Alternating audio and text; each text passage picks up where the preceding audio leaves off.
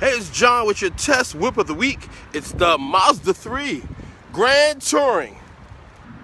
The sun might be out now, but this Mazda 3 Grand Touring is fresh out of the snow. But this sucker gripped the road. I felt safe in it. This small size car had all the safety features I needed. Hatchback trunk with lots of space for a small size car, and the cover overlay to hide your goods from the outside world. Lots of space in the all-leather second row, even with the front seats fully reclined. The Mazda 3 Grand Touring has a well-appointed interior cabin. It has a sunroof and lots of practical amenities.